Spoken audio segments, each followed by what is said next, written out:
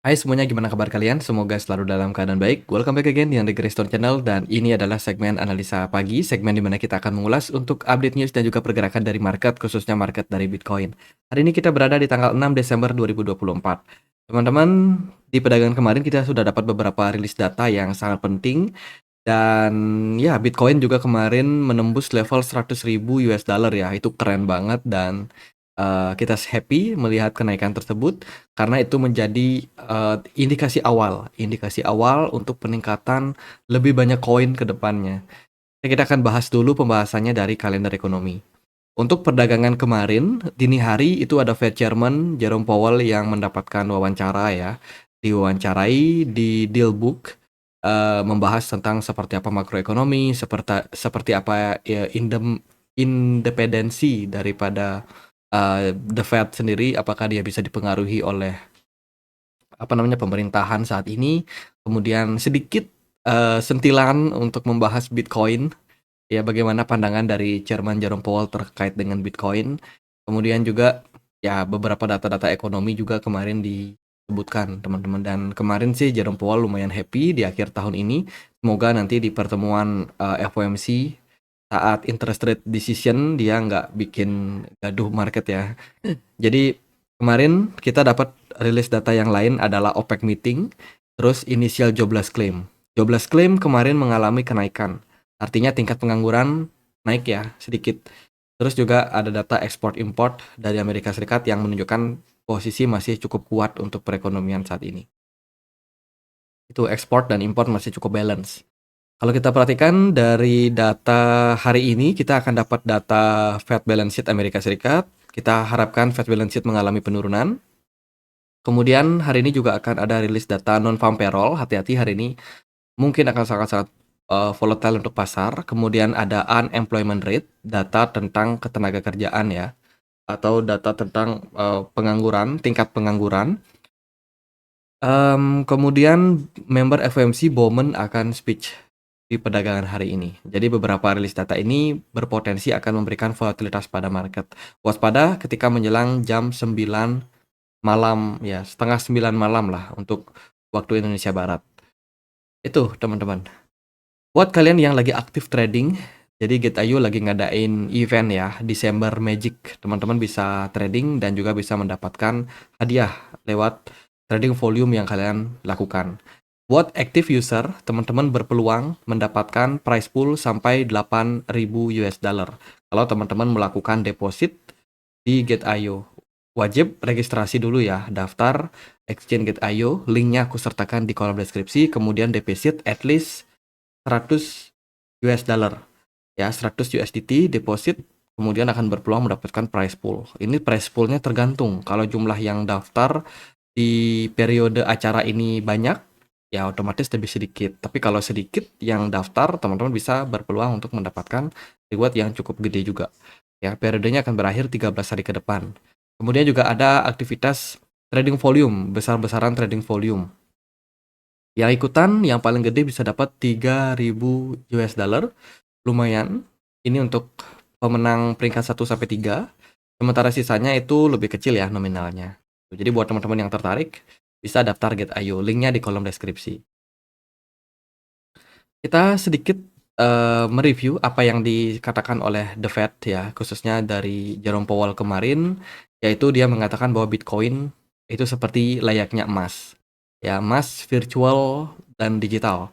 Dan ini merupakan sebuah sentimen yang bagus yang kemarin menopang pergerakan Bitcoin bisa rally sampai 99.000, padahal sebelumnya diperdagangkan cuma di kisaran 96.000 ya. Koin mulai rebound setelah market Asia dibuka gitu. Jadi ya kemarin good point untuk pasar. Market yang kena liquid juga kemarin sangat banyak. Ya, liquidation heat map ya, banyak banget yang kemarin kena squeeze di posisi long. Ada 395 juta yang kena long squeeze. Kemudian yang kena di posisi short juga ada 243 juta. Jadi dihajar penuh sama pergerakan dari Bitcoin ya, teman-teman. Bagi teman-teman yang mungkin trading di market futures, hati-hati karena saat ini volatilitas dari Bitcoin ini udah di atas biasanya. Artinya adalah makin banyak orang yang berspekulasi di market futures, otomatis volatilitasnya akan semakin tinggi. Baru aja Bitcoin nyentuh di 102.000 ya. 102 ya, baru aja tembus 102, sekarang udah turun lagi ke 99. Ini menandakan apa? Ini menandakan bahwa volatilitas dari Bitcoin itu sendiri sangat-sangat tinggi di posisi sekarang. Jadi kalau teman-teman trading di futures harus pakai stop loss dan juga leverage. Bisa dipertimbangkan untuk menggunakan leverage yang lebih kecil. Gitu. Oke, dikala market Bitcoin naik ataupun turun, El Salvador terus melakukan akumulasi. Buat teman-teman yang belum tahu, El Salvador itu setiap hari beli 1 Bitcoin. Entah Bitcoinnya lagi naik, entah Bitcoinnya lagi turun, nggak peduli. Dia sudah melakukan ini selama kurang lebih 2 tahun terakhir.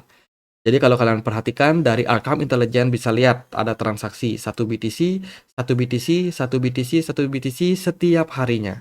Jadi ini juga bisa menjadi pelajaran untuk kita semua. Buat teman-teman yang bingung ya kan, Bang, cara DCA yang benar gimana? Sebenarnya nggak ada cara DCA yang benar. Ya, karena DCA itu dollar cost averaging, atau bahasa gampangnya itu nyicil berkala. Artinya belinya berkala aja teman-teman, dengan nominal yang kurang lebih sama, relatif sama ya. Itu sebenarnya teman-teman bisa kalian lakukan dengan metode apapun. Teman-teman bisa beli setiap hari, bisa beli setiap minggu, bisa beli setiap bulan di tanggal yang sama, atau ya selisih-selisih 1 hari 2 hari, oke, nggak masalah. Itu. Tapi pada intinya adalah kebiasaan untuk cicil berkala. Itu sih poin pentingnya adalah konsistensi dalam DCA, bukan tentang oh Bitcoin turun DCA. Ya boleh sih seperti itu, tapi kemungkinan kalau teman-teman melakukan itu bisa jadi teman-teman kehilangan momen atau mungkin nggak kebeli-kebeli karena Bitcoinnya susah buat koreksi. Ya, jadi DCA adalah beli berkala. Nggak peduli marketnya naik, nggak peduli waktunya marketnya sedang turun. Karena poin penting dari DCA itu bukan dapat harga murah, tapi poin pentingnya adalah mengurangi waktu kita untuk pantau chart. Jadi ini sebenarnya metode yang bagus bagi mereka yang sibuk, yang nggak sempat pantau chart, tapi udah tahu fundamental dari Bitcoin seperti apa. Gitu. Alih-alih melihat chart tiap hari, ya udah beli aja berkala, nggak peduli Bitcoinnya lagi kemana, lagi naik kayak, lagi turun kayak, gitu. Jadi sangat-sangat efektif untuk mereka yang sangat-sangat sibuk. Tapi kalau teman-teman yang punya banyak waktu, teman-teman mau analisa sendiri, ya kan, Bitcoin lagi turun, teman-teman beli, ya monggo-monggo aja, nggak ada masalah. Itu. Kemudian sedikit data dari ETF ya. ETF Bitcoin di perdagangan kemarin mendapatkan akumulasi kembali dari para retail lewat beberapa produk ETF spot lumayan bagus, antusiasme pasar. Kemudian Ethereum Spot ETF kemarin juga mendapatkan inflow yang juga sangat bagus. Mayoritas datang dari BlackRock dan juga Grayscale Mini Trust. So, good point untuk Bitcoin sama Ethereum Spot ETF.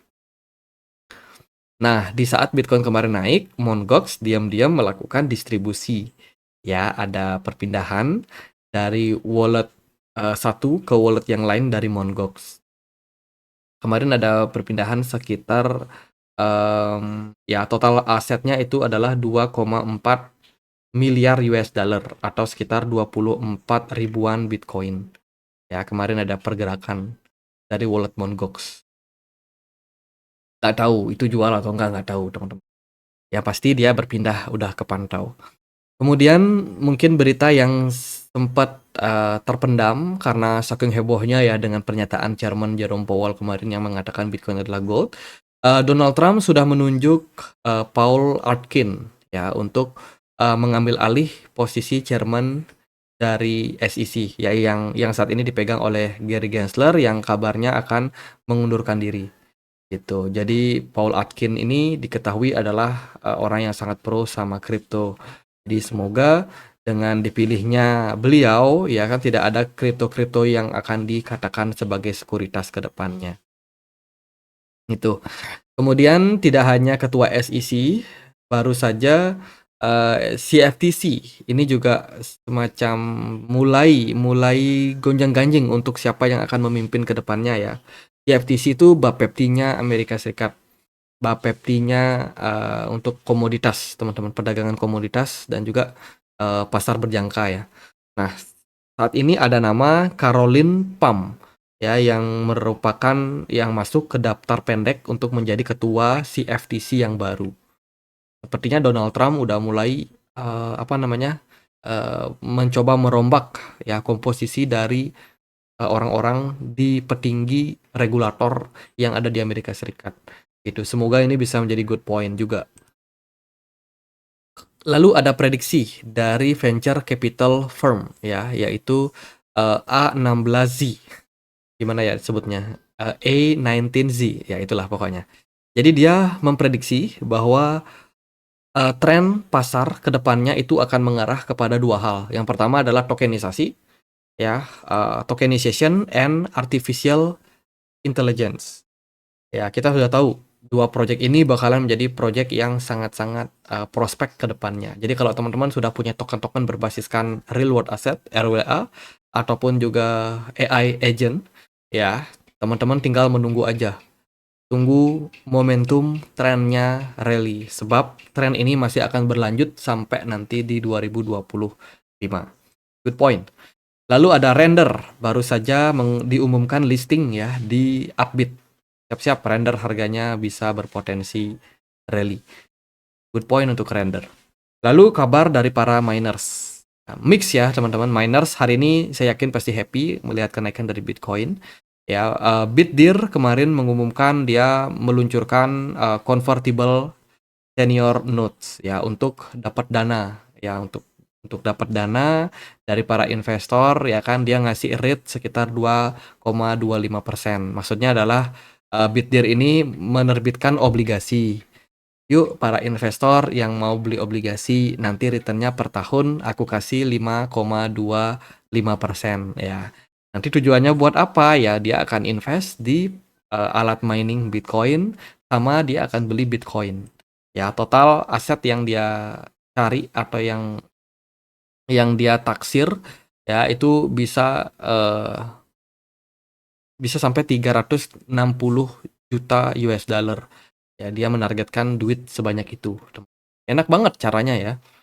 Nerbitin obligasi, dibelikan alat, ya kan, dibelikan mining equipment, dibelikan Bitcoin, kemudian dia kasih return cuma 5,25%.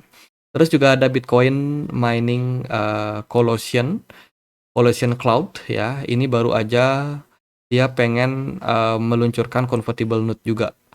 Oh, ini ada perusahaan mining lagi, tapi dia ngasih rate lebih kecil daripada apa yang dilakukan Bitdeer. Dia ngasih rating, dia kasih rate itu cuma 2,75% ya untuk obligasi jangka panjangnya sampai 2030. Lalu dari Bitfarm ini saat ini berencana atau sudah mendapatkan akumulasi atau akuisisi dari salah satu perusahaan yaitu Stronghold Digital Mining Hosting. Ya, di mana dia berencana untuk melakukan ekspansi operasionalnya di Amerika Serikat ke negara lain. Ada dari Paraguay, kemudian Guazhou, dan juga negara-negara yang lain. Oh, ini perusahaan miner udah mulai pada ekspansi aja beritanya, teman-teman. Jadi masih ada berita-berita yang lain dari para miners, dan menurut saya ini menjadi good point untuk pasar ya. Phantom Wallet, ya salah satu wallet yang sangat terkenal di jaringan Solana, terintegrasi dengan Sui Network. Scalabilitasnya meningkat, good point. Kemudian Bitcoin masuk ke jajaran top 10. Bukan top 10, tapi top 20. Ya, aset kelas dengan market cap terbesar saat ini.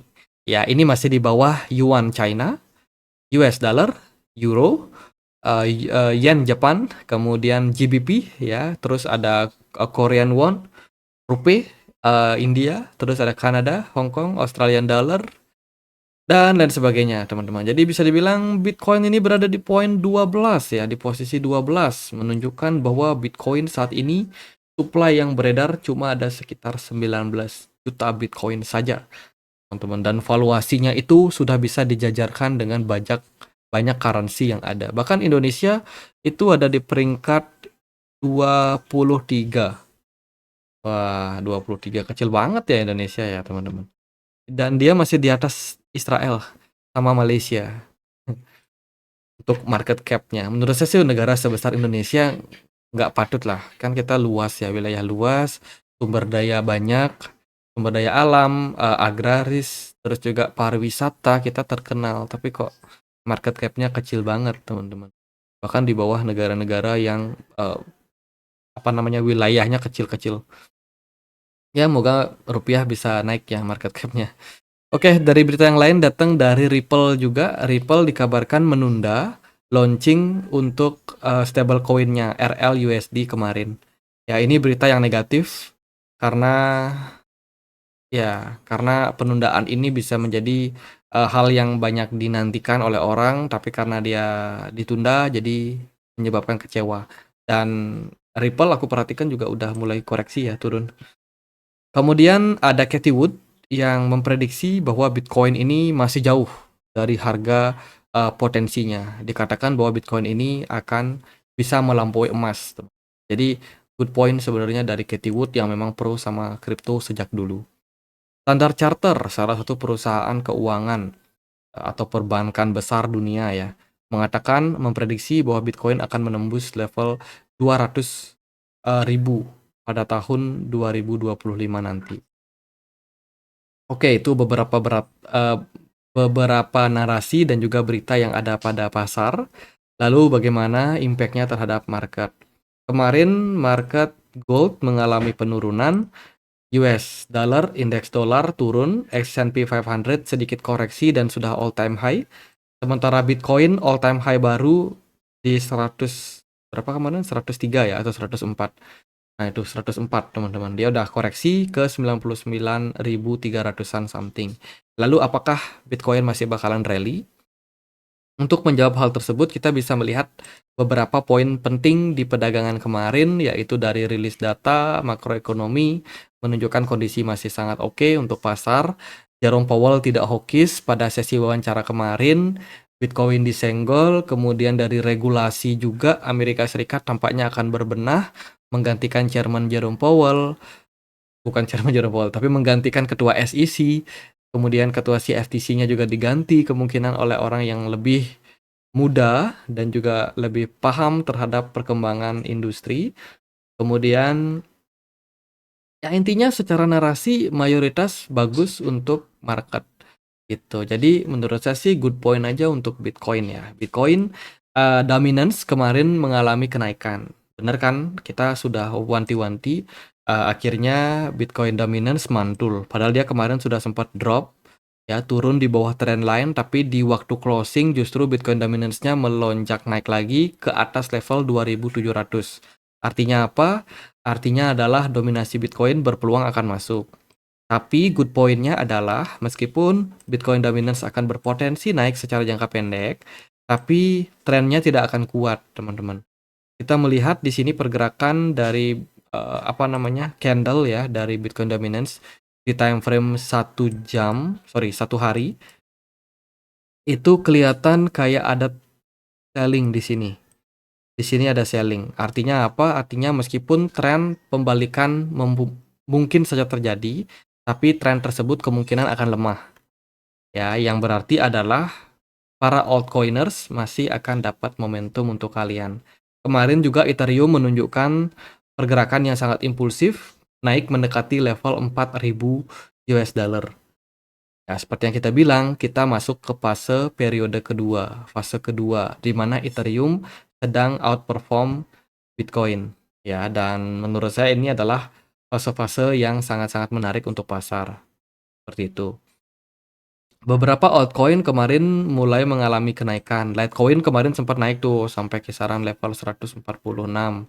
Terus ada WLD, aku perhatikan hari ini sudah naik sekitar 16%. Good point untuk WorldCoin. Ya, Fed AI dekat $2 dikit lagi. Dia naiknya slowly tapi pasti. Fed AI boleh dipantau project berbasiskan AI. Terus juga ada Koti. Ini Koti juga naiknya stabil dan tidak terlalu impulsif, which is masih sangat bagus. Matic belum ganti oli. Polygon Matic ya. Belum ganti oli, jadi nanjaknya belum terlalu kuat. Kemudian ada Ondo Finance, overall narasi real world asset, tapi tetap waspada potensial unlock. Manta lemah ya pergerakannya, kemarin koreksi 2,5%. Namun overall kalau kita perhatikan dari kondisi market sih menurut saya Bitcoin akan lebih, agak mendominasi altcoin dalam beberapa hari ke depan. Saya rasa tren Bitcoin masih akan berpeluang untuk, eee, menguat lagi teman-teman. Tapi secara overall kita melihat Bitcoin ini masih fase konsolidasi. Closing time frame monthly pun kalau kita perhatikan Bitcoin ini sebenarnya masih bergerak sideways ya. Kemarin kita coba buat break dari level resistance 99.000, at the end kita dapat serangan seller lagi ya, marketnya turun lagi dan pergerakan Bitcoin overall masih bergerak seperti ini, masih konsolidasi. Tuh, semoga sih Bitcoinnya nggak drop aja, karena kalau Bitcoin drop ditambah BTC dominance naik, itu negatif banget buat altcoin. Jadi selama Bitcoinnya masih bergerak stabil, Bitcoin dominance naik, ya nggak masalah sih teman-teman. Jadi altcoin masih akan tetap strong dalam performa uptrendnya. Beberapa koin aku pantau udah mulai kembali bangkit kayak Solana, kalian bisa pantau. Beberapa waktu dia udah turun dari level 270-an ya. Turun sampai level 220 yang mana itu adalah area support. Gitu jadi boleh pantau Solana, Litecoin masih menarik, Koti, kemudian Fed AI. Lalu buat yang suka sabar, Matic ya boleh dipantau atau Pol bisa dibantau. Dan beberapa koin-koin berbasiskan DeFi aku perhatikan juga DEX belakangan itu lagi banyak transaksi. Jadi teman-teman masih boleh untuk pantau project-project DEX kayak AAV atau mungkin Lido Finance, Uniswap, PancakeSwap dan kawan-kawannya. Itu sih menurut saya untuk saat ini Bitcoin akan lebih agak strong disebabkan karena BTC dominance yang cenderung masih lumayan oke untuk posisi sekarang. Paling hanya beberapa altcoin aja yang akan rally. Gitu. Jadi secara gambaran umum menurut saya trennya bakalan positif untuk pasar. Ya, jadi ya itu aja buat pembahasan kali ini. Semoga bisa bermanfaat buat kalian. Kalau ada pertanyaan lain, ada koin lain buat dibahas, bisa banget tulis di kolom komen channel YouTube ini. Gitu. Kita punya komunitas juga ya di Telegram buat kalian yang mungkin mau join bisa cek link description. Itu aja, akhir kata saya Andre, makasih.